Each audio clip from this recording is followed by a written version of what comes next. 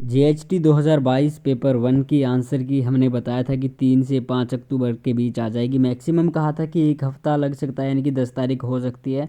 और इस वीक में हमने कहा था कि पूरे पूरे चांस आपके आंसर की आ जाएगी। 5 तारीख को सरकारी छुट्टी थी, इस वजह से 5 को नहीं आ पाई, नहीं तो 5 को पूरे पूरे चांस थे आने के। और 6 तारीख को कल फाइनली आंसर की आ गई। जिसको किसी क्वेश्चन में डाउट लग रहा है वो कमेंट कर सकता है, हमसे पूछ सकता है कि उसका सही आंसर क्या होना चाहिए। और अगर उसको उस ऑप्शन यानी कि उस क्वेश्चन का सही ऑप्शन पता है, एसएससी ने गलत ऑप्शन को सही माना है, तो ऑब्जेक्शन आप रेज कर सकते हैं, जो कि 9 अक्टूबर शाम 5 बजे तक आप कर सकते हैं। अब दूसरी बात ये है कि जब आप उस पर ऑब्जेक्शन रेज करेंगे तो उसका बेनिफिट जो होता है वो सभी कैंडिडेट्स को मिलता है। एक क्वेश्चन पे 100 रुपये आपको देने होंगे, यानी कि एक ऑब्जेक्शन अगर आप लगाएंगे तो वहाँ पे आपको 100 रुपये पे करने पड़ेंगे। और जो इसको बेनिफिट जो इसका मिलता है, यानी कि मान लो एसएससी ने गलत उत्तर था उसको सही माना है, तो वो सभी कैंडिडेट्स का सही उत्तर माना जाएगा। जिसने वो ऑप्शन टिक किया है उसका भी सही माना जाएगा, जिसने नहीं किया उसको भी उसका 1 अंक मिल जाएगा। अब बात आती है कि इस वीडियो में हम क्या जानकारी लेंगे। तो एसएससी जीएचटी 2022 पेपर 1 में क्या एवरेज स्कोर रहा, सेफ स्कोर कितना है, एक्सपेक्टेड कट ऑफ क्या हो सकती है और रिजल्ट आपका कब आ सकता है, और पेपर 2 की तैयारी कैसे करें, क्या आपकी स्ट्रेटजी होनी चाहिए, और पेपर 2 कब तक कंडक्ट करा सकती है एसएससी। ये सारी जानकारी हम इस वीडियो में लेंगे। जानकारी के लिए आपको बता देते हैं कि हमने एक पोल बनाया था कि आपके कितना स्कोर आ रहा है जो कैंडिडेट्स जिन्होंने परीक्षा दी। तो सबसे पहले आपको दिखा दें हमारा जो पोल है टेलीग्राम पे। तो यहाँ पे हमने ऑप्शन बनाए अब्सेंट का, हैवन चेक्ड येट का, उसके बाद में 100 से कम वाले कैंडिडेट्स 101 से 120, 121 से 140, 141 से 160, 161 से 175, 176 से 190, 191 से 199 और 200। तो ये हमने ऑप्शंस रखे थे पोल में। अब यहाँ पे सबसे पहले बात करें अब्सेंटीज़ की। तो भाई अब्सेंट में वो कैंडिडेट भी आते हैं जिनका एप्लीकेशन फॉर्म रिजेक्ट हो गया था, जिन्होंने परीक्षा नहीं दी थी वो भी आते हैं, जो लेट पहुँचे थे वो भी आते हैं। उनका जिक्र हम यहीं तक रखते हैं, इसके बाद उनका जिक्र नहीं करेंगे हम जीएचटी 2022 में। उन लोगों को यहाँ से एक सीख लेनी चाहिए, जो भी उन्होंने गलती की आइंदा किसी भी एग्ज़ाम में इस तरह की गलती ना करें। अब आते हैं असली मुद्दे पर। तो हमने 2 जगह पोल बनाए। नंबर 2 पे लेते हैं हम यूट्यूब को। तो हमारे यूट्यूब चैनल पे भी हमने पोल बनाया, जहाँ पे कुल 408 कैंडिडेट्स ने वोट की। टेलीग्राम पर कुल 423 कैंडिडेट्स ने वोट की। अब यहाँ पे देखते हैं दोनों का कंपैरिजन करके। तो 100 सबसे पहले देखते हैं टेलीग्राम का। टेलीग्राम पे आप देख सकते हैं कि 29% जो कैंडिडेट्स हैं उनका आ रहा है 141 से 160, और 22% का आ रहा है 121 से 140, यानी कि 121 से 160 के बीच 51% कैंडिडेट्स हैं। नंबर 2 पे देखा जाए तो हम यूट्यूब का पोल उठाते हैं। यूट्यूब पर आ रहा है 121 से 150 के बीच 51% कैंडिडेट्स हैं, जबकि टेलीग्राम पर आ रहा है 121 से 160 के बीच 51% कैंडिडेट्स हैं।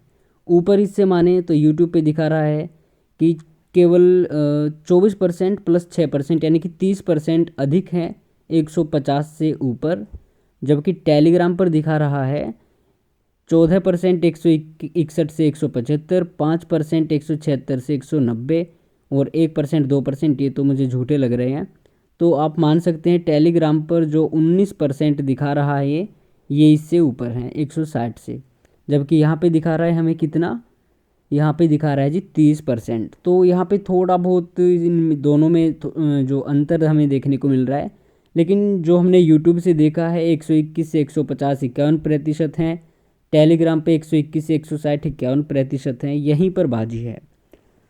तो ये तो हमारा हो गया। अब एवरेज स्कोर इसमें से क्या निकालें, तो एवरेज स्कोर जो निकल करके आ रहा है वो आप मान सकते हैं कि 130 से 150 के बीच अधिकतर कैंडिडेट्स हैं।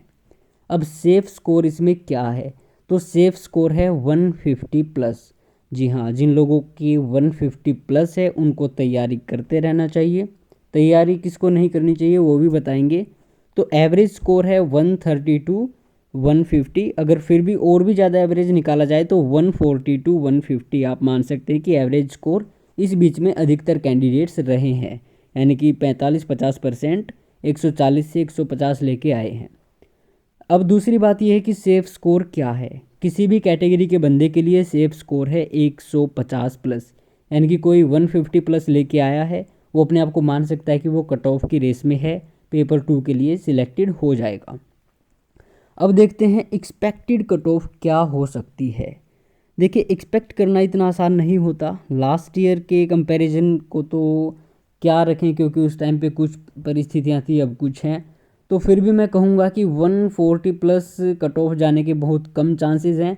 लेकिन 140 प्लस अगर यूआर से हैं आप और आपके 140 प्लस हैं तो अपने आप को आप कहीं हद तक इन मान सकते हैं। किस्मत ज़्यादा ख़राब है तो 142 144 कट ऑफ हो सकती है, हालांकि इतनी मुझे लगता नहीं होगी, लास्ट ईयर से थोड़ी कम ही होगी।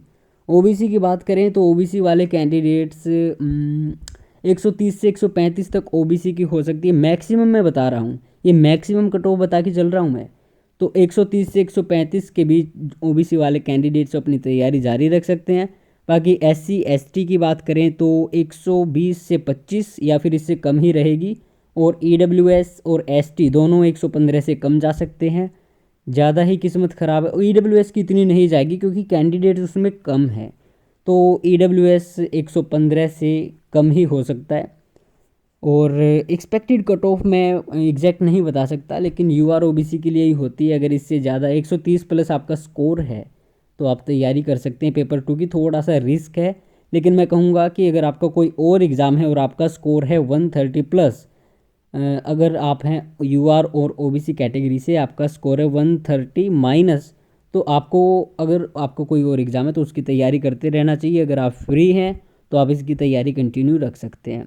बाकी कैटेगरीज एससी एसटी पीडब्ल्यूडी और ईडब्ल्यूएस वाले 120 तक आप अपनी तैयारी रख सकते हैं। इसके नीचे आपका स्कोर है 110 के नीचे आपका स्कोर है 110 से नीचे, तो आप लोगों को अगर कोई और एग्ज़ाम है तो वो आप उसकी तैयारी करें।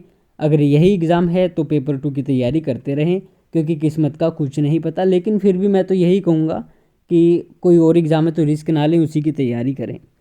अब रिज़ल्ट डेट की बात करें तो देखो, रिज़ल्ट डेट जो है अब तक 2018 में, 19 में, 20 में, 18 का हालांकि कुछ गड़बड़ सी हुई थी उस टाइम पे, साइट वगैरह इन्होंने बनाई थी। 19-20 को लेके चलें तो पूरे 2 महीने में रिज़ल्ट आता है पेपर 1 का। अब जो पेपर 1 का रिज़ल्ट है इस बार जल्दी आएगा, 2 महीने बिल्कुल भी नहीं लगेंगे, 1 महीना भी लग सकता है, 1.5 महीना भी लग सकता है, और नेक्स्ट वीक भी रिज़ल्ट आए तो कोई बड़ी बात नहीं है, क्योंकि पेपर 1 इनको चेक नहीं करना होता, स्कोर इनके हाथ में है, इनको केवल कट ऑफ बनानी है।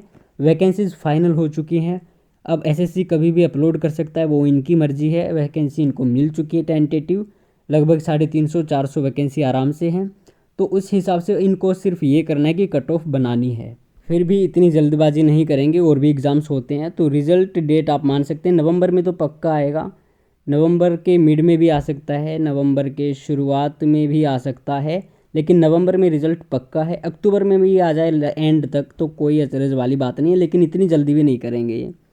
अब आते हैं पेपर 2 पे। तो पेपर 2 की स्ट्रेटजी क्या होनी चाहिए और पेपर 2 कब तक कंडक्ट हो सकता है, तो पहले यही देख लेते हैं। पेपर 2 आप मान सकते हैं नवंबर के एंड वीक में, यानी कि 20 के बाद, और 20 नवंबर से 20 दिसंबर तक आप पेपर 2 मान सकते हैं। और मैं तो कहूँगा कि आपको जो तैयारी करनी है वो आप मान के चलें कि हम आपके पास केवल 50 दिन हैं आज से लेकर के। तो आज से लेकर के आपके पास हैं 50 दिन, उसी हिसाब से आप अपनी तैयारी कीजिए पेपर 2 की। नंबर 2 पे आते हैं भाई, स्ट्रैटेजी और एंड हमारा ये टॉपिक पॉइंट है।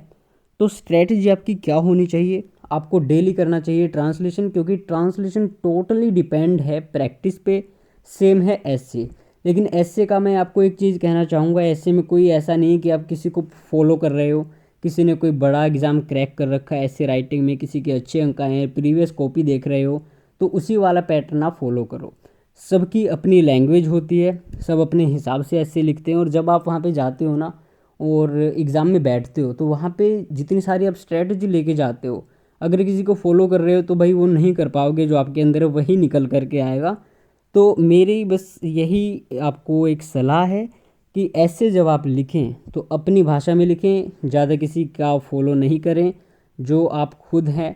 और आपने मास्टर डिग्री की ही हुई है और डिप्लोमा भी है, तो इतना आपको पता है कि किस तरह से क्या लिखना चाहिए। फिर भी अगर आपको कुछ टिप्स वगैरह चाहिए तो कमेंट कर सकते हैं, फ़ोन वगैरह ना करें, व्हाट्सएप पे मैसेज ना करें।